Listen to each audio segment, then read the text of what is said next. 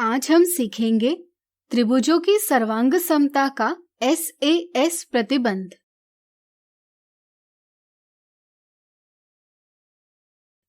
आपको याद ही होगा कि जब एक आकृति को दूसरी आकृति पर रखने से वे एक दूसरे को पूरी तरह ढक लेती है, तब दोनों का आकार एवं माप बराबर होते हैं। हम कहते हैं कि दोनों आकृतियां सर्वांग सम यानी कॉन्ग्रुएंट है।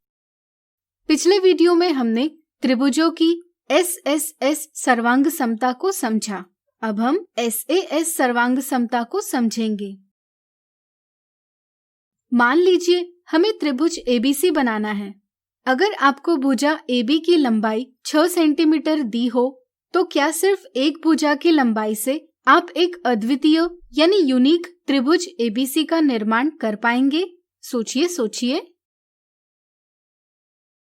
चलिए हम बताते हैं। यहाँ हम अलग अलग प्रकार से त्रिभुज ABC बना सकते हैं, लेकिन हमें एक अद्वितीय त्रिभुज नहीं मिलता।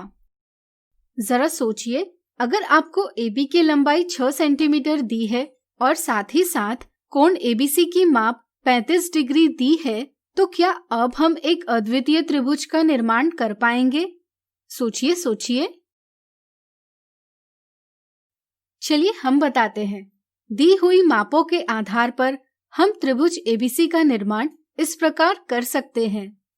अतः इस स्थिति में भी त्रिभुज ABC को अलग अलग प्रकार से बनाया जा सकता है, यानी कि हमें एक अद्वितीय त्रिभुज प्राप्त नहीं होगा। ऐसा इसलिए हुआ क्योंकि शीर्ष यानी वर्टेक्स C का स्थान निश्चित नहीं है, यानी कि त्रिभुज ABC की रचना करने के लिए पर्याप्त सूचना नहीं दी हुई है। लेकिन अगर हमें दो भुजाएं और उनके बीच के कोण की माप ज्ञात हो, तो हम एक अद्वितीय त्रिभुज जरूर बना सकते हैं। जैसे मान लीजिए हमें AB बराबर 6 सेंटीमीटर, कोण ABC बराबर 35 डिग्री और BC बराबर 5 सेंटीमीटर दिया है। इस स्थिति में हम पहले 6 सेंटीमीटर लंबाई वाला रेखाखंड AB खींचेंगे। फिर हम चांदे के उपयोग से कोण ABC बनाएंगे, जिसका माप 35 डिग्री है। प्राप्त किरण पर बिंदु C का स्थान ज्ञात करने के लिए हम प्रकार में 5 सेंटीमीटर की दूरी लेंगे और नुकीला सिरा B पर रखकर किरण को काटता चाप खींचेंगे। चाप और किरण के प्रतिच्छेद से हमें बिंदु C प्राप्त होगा। हम बिंदु A और C को जोड़कर त्रिभुज ABC बना लेंगे। चाहे हम कितनी भी बार दिए मापों से त्रिभुज ABC बनाएंगे, तो हर एक स्थिति में हमें सर्वांग सम त्रिभुज यानी कॉन्ग्रुएंट ट्रायंगल्स प्राप्त होंगे। इस समझ का प्रयोग हम सर्वांग सम त्रिभुजों की जांच के लिए करते हैं।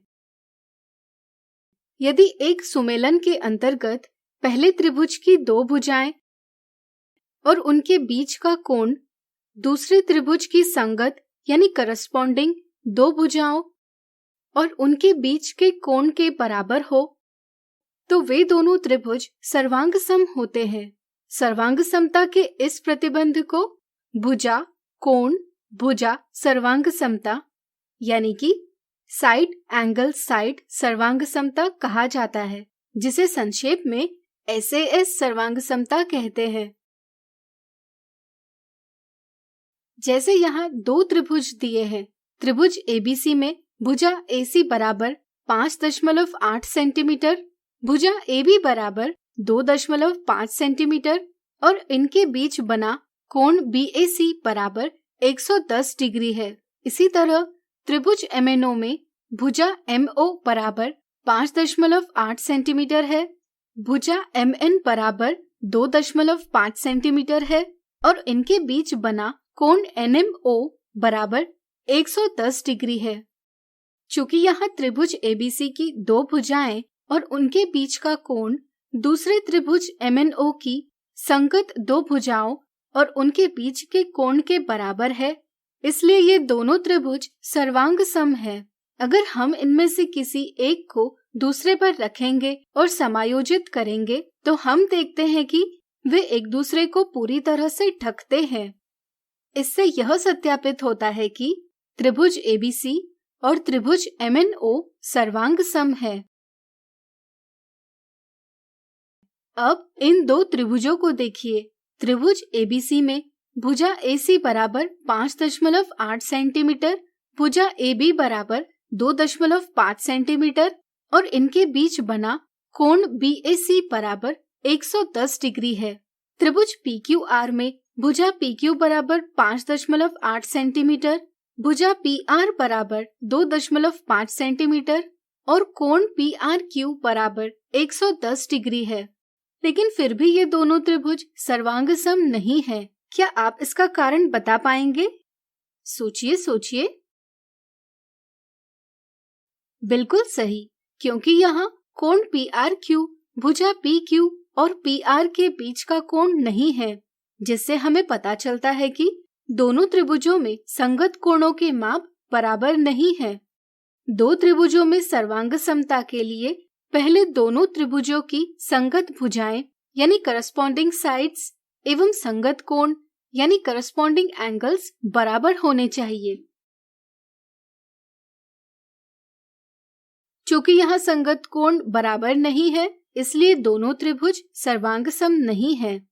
अब आपको SAS सर्वांग समता की समझ बन गई होगी।